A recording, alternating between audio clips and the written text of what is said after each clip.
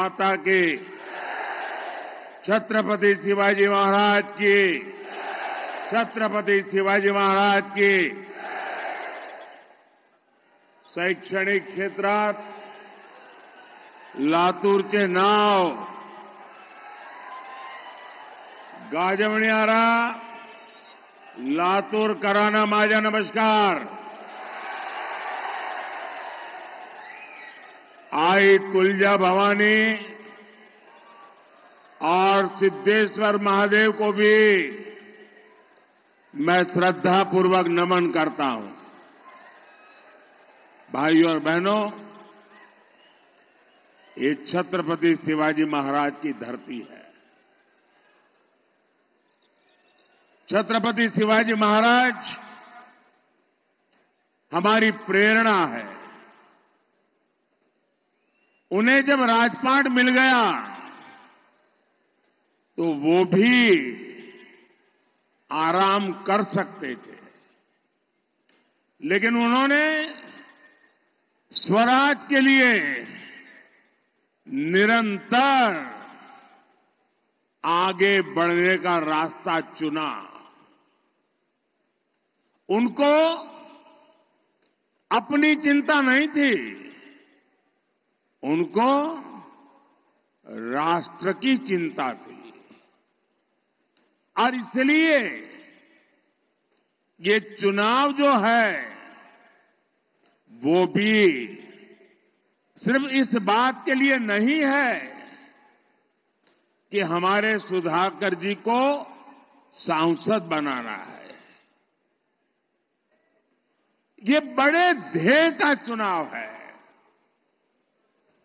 ये बड़े लक्ष्यों का चुनाव है।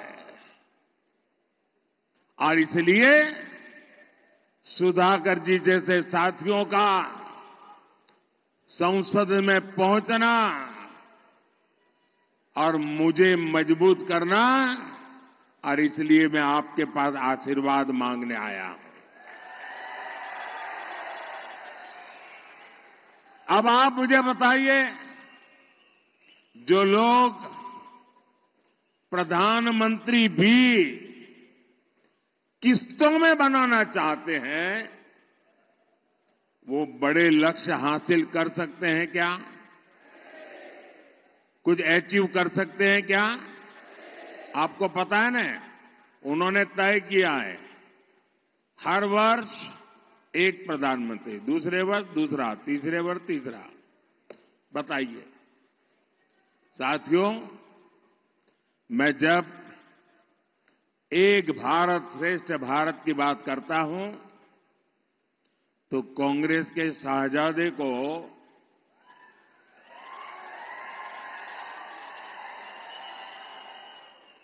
बुखार चढ़ जाता है।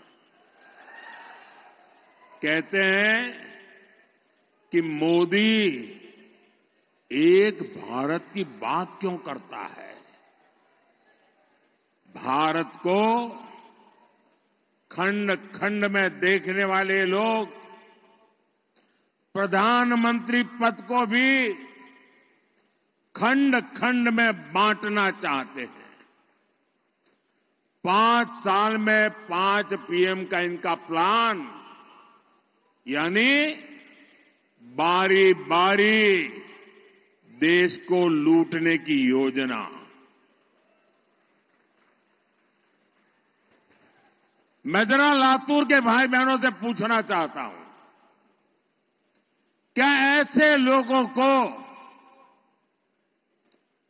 रत्ती भर भी मौका दे सकते हैं क्या?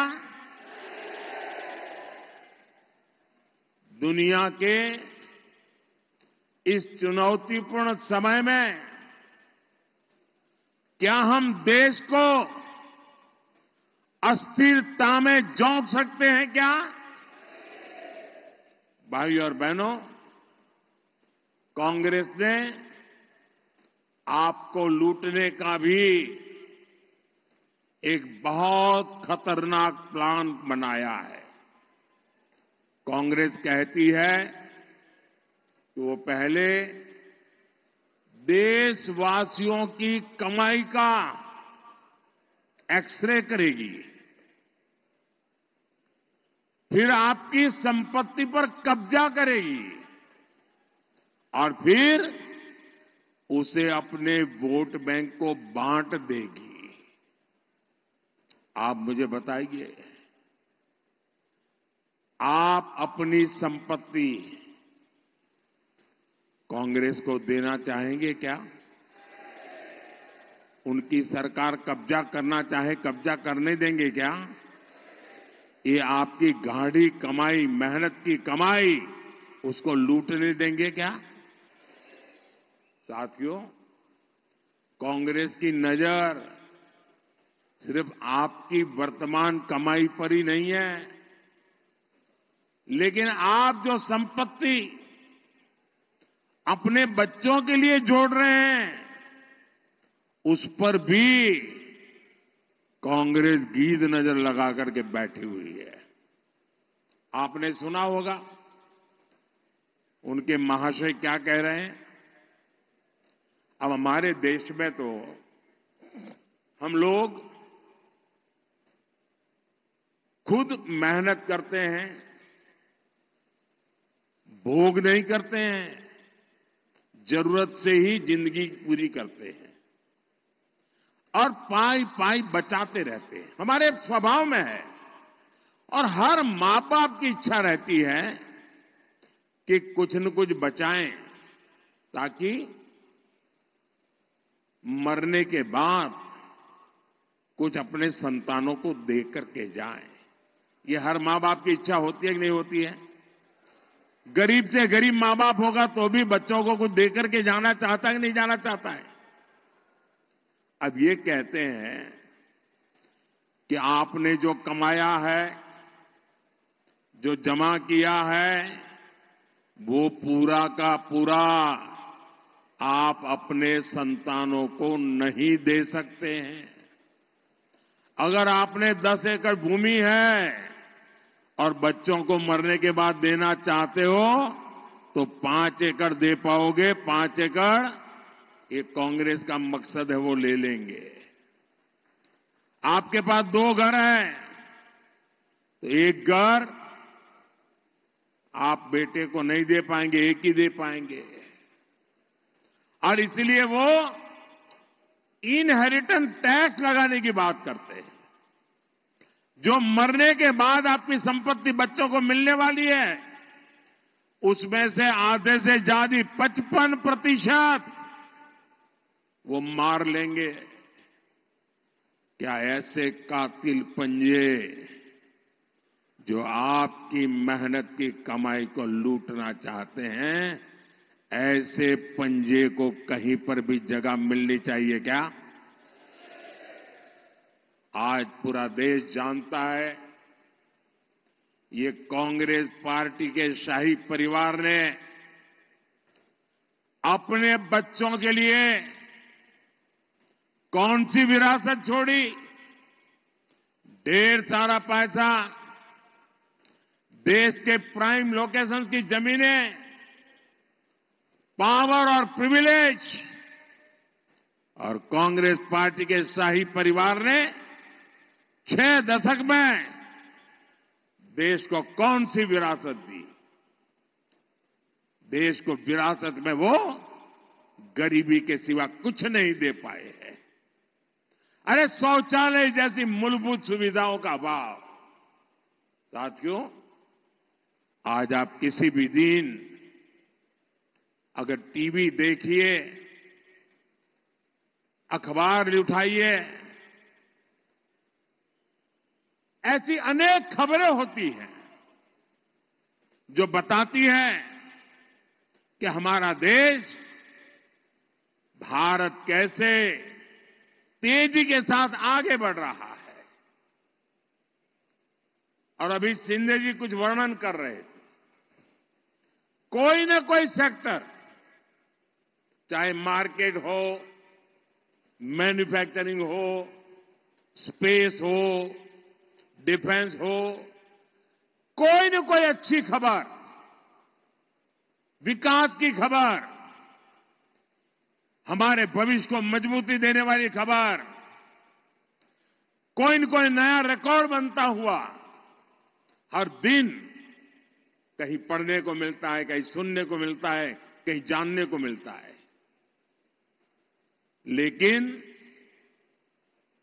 2014 के पहले का समय याद कीजिए, वो कालखंड याद कीजिए, और ये जो फर्स्ट टाइम वोटर है ना, जो पहली बार मतदान करने वाले हैं, उन मेरे नौजवानों को मैं खास कहना चाहता हूं, आप उस समय 8 या 10 साल के होंगे, और इसलिए उस समय क्या हाल था वो शायद आपके स्मृति में नहीं होगा, आपके ध्यान में नहीं होगा। और आप तो गूगल की दुनिया के लोग हो, गूगल गुरु के शिष्य हो। बस स्टेशन पर अनाउंसमेंट होता था, कहीं पर मेला लगा है तो अनाउंसमेंट होता था, कहीं पर भीड़ जमा हो रही है तो अनाउंसमेंट होता था, सावधान, कोई लावारिस चीज दिखाई दे तो उसको हाथ मत लगाना, कोई लावारिस बैग दिखती है तो पुलिस को जानकारी दो, कहीं लावारिस टिफिन बॉक्स दिखता है पुलिस को जानकारी दो, कहीं लावारिस कुकर दिखता है तो दूर रहो, क्यों? उसमें कहीं बम होंगे, हाथ लगाओगे तो बम फूटेगा। पूरे देश में 24 घंटे हर महत्वपूर्ण जगह पर ये लावारिस चीजों की सूचना दी जाती थी। मैं सही कह रहा हूं, नहीं कह रहा हूं? जो पुराने लोग हैं बताइए, मैं सही कह रहा हूं, नहीं कह रहा हूं? ये मोदी के आने के बाद कहां गई ये लावारिस चीजें भाई?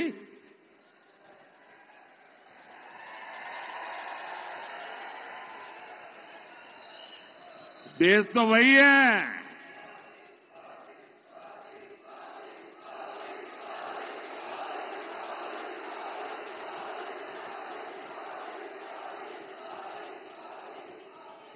उस समय, और मैं फर्स्ट टाइम वोटर को खास कहता हूं, जरा देखिए, उस समय अखबारों की हेडलाइन हुआ करती थी, दिल्ली में बम ब्लास्ट, मुंबई में बम ब्लास्ट, भारतीय पुलिस आधुनिक आतंक से निपटने के लिए तैयार नहीं। आज भारत अपनी सीमाओं पर आंख उठाने वालों को मुंह तोड़ जवाब देने के लिए जाना जाता है।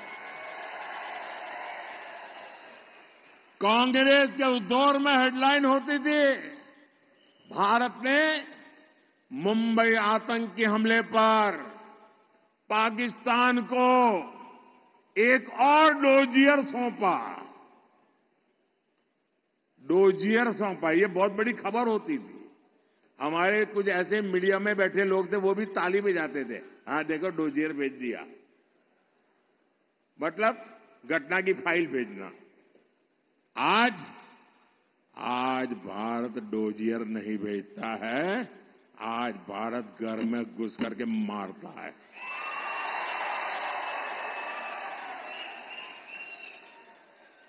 अब नए भारत की हेडलाइन होती है, मिशन एलओसी। भारत ने पाकिस्तान को सर्जिकल स्ट्राइक करके सजा दी। छपती है कि नहीं छपती है? साथियों, कांग्रेस ने अपने शासन में भारतीय अर्थव्यवस्था को तबाह करके रख दिया था। तब की हेडलाइन होती थी, विकास दर एक बार फिर गिरी। ये खबरें होती थी, ये बैठे हैं सब यहां। 25 साल में सबसे खराब जीडीपी आंकड़ा। आज हेडलाइन होती है क्या? वो इस जमाने में होता था। आज हेडलाइन क्या होती है? भारत 2024 में दुनिया में सबसे तेजी से बढ़ती प्रमुख अर्थव्यवस्था बना रहेगा।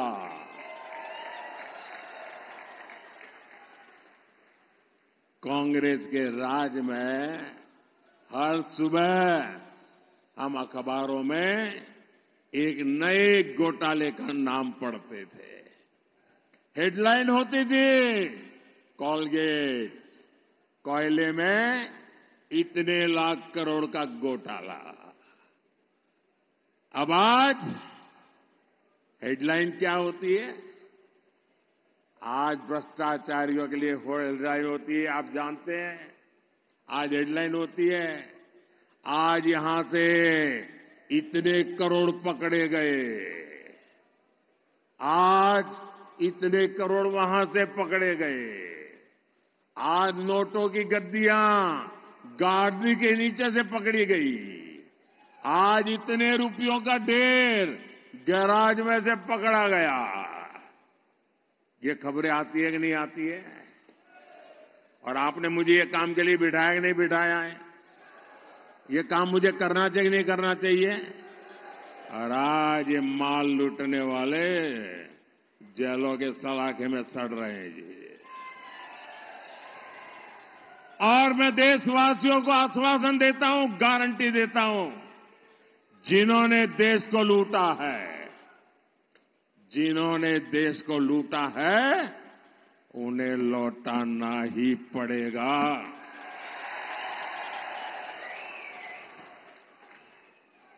और ये मोदी की गारंटी है।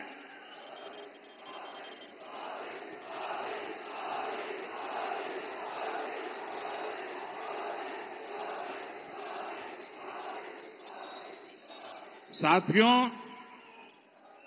हमारे देश के लोग हमेशा से ही परिश्रमी रहे हैं। हमारे देश का युवा हमेशा टैलेंटेड रहा है, लेकिन कांग्रेस ने 60 साल तक भारत के युवाओं के सपनों को, भारत के नागरिकों के सपनों को कुचलने का पाप किया है। कांग्रेस ने सिर्फ एक परिवार की सोची, मोदी देश के हर परिवार की सोचता है। मेरा भारत, मेरा परिवार। मैं चाहता हूं कि देश के नागरिकों के जीवन से सरकार का दखल पूरी तरह समाप्त हो जाए। और इसलिए हम पुराने जो बेकार हो चुके कानून हैं, उनको समाप्त कर रहे हैं, पुराने नियमों को आसान बना रहे हैं। पिछले साल ही हमने 40,000 से ज्यादा कंप्लायंसेस को खत्म किया। आज जब देश के नागरिकों से ये बोझ हटा है, उनके सामने से रुकावटें हटी हैं, तो वो भी हर सेक्टर में बेहतरीन प्रयास कर रहे हैं। मैं आपको स्पोर्ट्स का उदाहरण देता हूं, खेलकूद का उदाहरण देता हूं। और हमारा महाराष्ट्र को देश को नाम देता है स्पोर्ट्स की दुनिया में। हमारे नौजवान, हमारी बेटियां अद्भुत करती है जी। आज ओलंपिक में, पैरालंपिक में, एशियन गेम्स में, कॉमनवेल्थ गेम्स में, यूनिवर्सिटी गेम्स में भारत के खिलाड़ी दशकों पुराने रिकॉर्ड तोड़ रहे हैं जी। भारत के नागरिकों में आया आत्मविश्वास हमें विकसित भारत के लक्ष्य तक पहुंचाएगा। और मेरे नौजवानों, मेरा ड्रीम है 2029 में युवा ओलंपिक हिंदुस्तान में हो। मेरा ड्रीम है 2036 में भारत में ओलंपिक का खेल हो। मोदी छोटा सोच ही नहीं सकता है जी। ये परमात्मा ने मुझे जब मैन्युफैक्चर किया ना, तो वो छोटे वाली चिप नहीं रखी है, बड़े वाली चिप रखी है।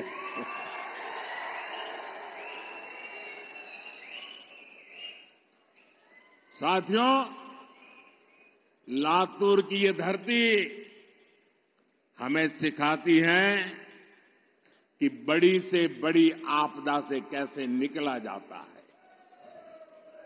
हमारे देश में भी करोड़ों करोड़ लोग ऐसे हैं जिन्होंने पीढ़ी दर पीढ़ी बहुत आपदा झेली है, संकट झेली है। ऐसे साथियों के लिए ही संविधान में आरक्षण की व्यवस्था की गई थी। एक ऐसी व्यवस्था है जिसे कोई नहीं छीन सकता। और मेरा तो दावा है, खुद बाबा साहब आंबेडकर आकर के भी अब इसको नहीं छीन सकते हैं। लेकिन कांग्रेस अब एससी, एसटी, ओबीसी के आरक्षण को कम करके अपने वोट बैंक को देना चाहती है। इस बार कांग्रेस का मैनिफेस्टो, उस मैनिफेस्टो पर मुस्लिम लीग की छाप है। इसलिए महाराष्ट्र के लोगों को, लातूर के लोगों को ये कांग्रेस से बहुत सावधान होने की जरूरत है। साथियों, कांग्रेस ने कभी एससी, एसटी, ओबीसी नेतृत्व को आगे नहीं बढ़ने दिया। कांग्रेस के मोदी से चिढ़ने की एक वजह यह भी है कि मोदी दलित, पीड़ित, शोषित, वंचित की बात करता है। आप पिछले 10 सालों में देखिए, 10 सालों में एससी, एसटी, ओबीसी के सबसे ज्यादा MP, MLA Bharatiya Janata party और एनडीए के साथ है। केंद्रीय मंत्रिमंडल में 60% से ज्यादा मंत्री एससी, एसटी, ओबीसी समाज से है। आज देश का एससी, एसटी, ओबीसी समाज मोदी पर, बीजेपी पर इसलिए भरोसा करता है क्योंकि 10 साल में ऐसे करोड़ों परिवारों का जीवन बदला है। किसी को मुफ्त राशन मिला, किसी को मुफ्त इलाज मिला।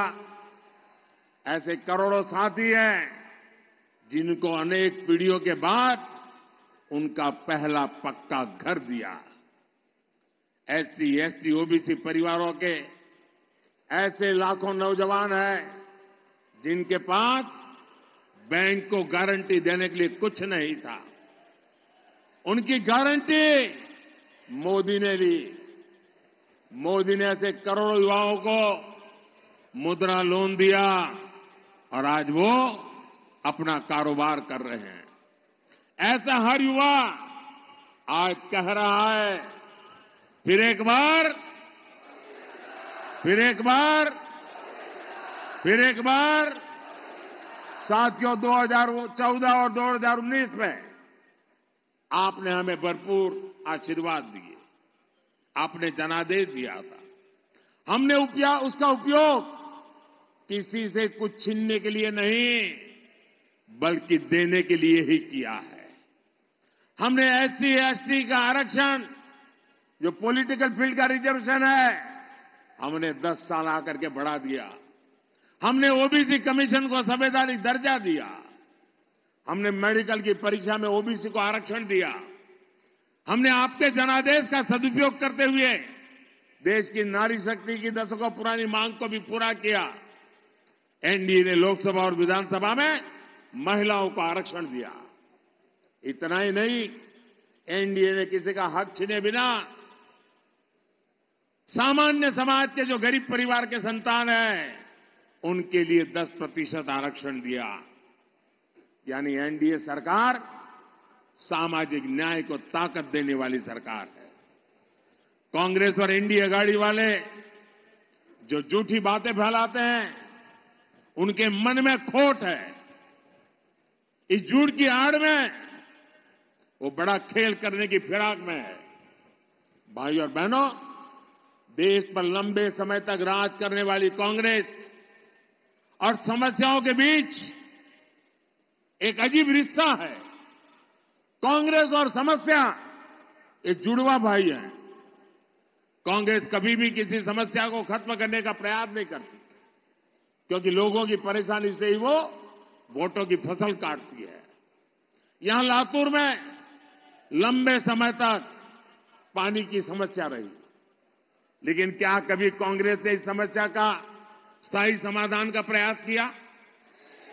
हर घर पानी, हर खेत पानी पहुंचाने के लिए हम मिशन मोड पे काम कर रहे हैं। यहां पहले देवेंद्र जी के नेतृत्व वाली सरकार हो या फिर अब एकनाथ जी शिंदे की सरकार हो, पानी पर हम विशेष बल दे रहे हैं। लेकिन कांग्रेस ने हमेशा पानी की योजनाओं को लटकाया है, भटकाया है। जलयुक्त शिवार हो, मराठवाड़ा वाटर ग्रिड हो, ऐसे कामों में अगाड़ी की सरकार ने अड़ंगे लगाए। अब महायुति की सरकार सिंचाई के हर प्रोजेक्ट को तेजी से पूरा कर रही है। साथियों, मोदी ने हर बहन के घर तक नल से जल पहुंचाने की गारंटी दी है। मुझे खुशी है कि महाराष्ट्र के 20,000 से अधिक गांवों में 100% नल कनेक्शन पहुंच चुके हैं। और यहां लातूर में भी हर घर नल से जल का लक्ष्य ज्यादा दूर नहीं है। भाइयों और बहनों, लातूर शिक्षा और स्किल का एक सेंटर है। बीते 10 वर्ष में देश में शिक्षा और कौशल सेक्टर में अभूतपूर्व उपलब्धियों के रहे हैं।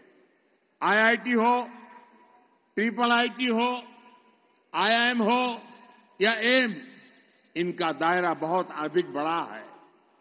देश में मेडिकल कॉलेजों की संख्या और मेडिकल सीटों की संख्या दोगुनी हुई है। इसका लाभ लातूर के हमारे बेटे बेटियों को भी हो रहा। साथियों, लातूर आत्मनिर्भर भारत का भी हब बनता जा रहा है। भाजपा का मिशन है कि हम दलहन और तिलहन में आत्मनिर्भर बने। भाजपा का संकल्प है कि मैन्युफैक्चर में आत्मनिर्भर बने। इन दोनों लक्ष्यों को पाने में लातूर के किसान और लातूर के नौजवान बहुत बड़ी भूमिका कर सकते हैं। यहां के सोयाबीन किसान भारत को दलहन तिलहन में आत्मनिर्भर बनाने में अग्रणी भूमिका निभा सकते हैं। ये जो रेल कोच फैक्ट्री यहां स्थापित हुई है, इसमें वंदे भारत ट्रेन के कोच भी बन रहे हैं। आने वाले 5 साल में देश के हर रूट में सैकड़ों नई वंदे भारत ट्रेनें चलेगी, वंदे भारत मेट्रो चलेगी। यही नहीं, विदेशों से भी मेड इन इंडिया ट्रेनों की डिमांड बढ़ रही है। इससे कितना काम यहां बढ़ेगा, नई फैक्ट्रियों के लिए कितनी संभावनाएं बढ़ेगी, ये आप सोच सकते हैं। मराठवाड़ा रेल कोच फैक्ट्री की स्थापना ने इस क्षेत्र के आर्थिक विकास को नई गति दी है। भाइयों और बहनों, लातूर को विकसित भारत, विकसित महाराष्ट्र का अहम सेंटर बनाने के लिए आपको भारी मतदान करना है। आप याद रखना, आपके सपने ही मोदी का संकल्प है। मेरे साथी सुधाकर तुकाराम संगारे जी को आपका मिलने वाला एक एक वोट सीधा सीधा मोदी के खाते में जाएगा। आप घर घर जाइएगा, ज्यादा से ज्यादा मतदान कराएंगे, मतदान के रिकॉर्ड तोड़ेंगे, पोलिंग बूथ जीतेंगे। अच्छा, मेरा एक और काम करेंगे, घर घर जाना और परिवार के सब लोगों को कहना कि मोदी जी लातूर आए थे, मोदी जी ने आपको नमस्कार भेजा है। मेरा नमस्कार पहुंचा देंगे। मेरे साथ बोलिए, भारत माता की, भारत माता की, भारत माता की। बहुत बहुत धन्यवाद।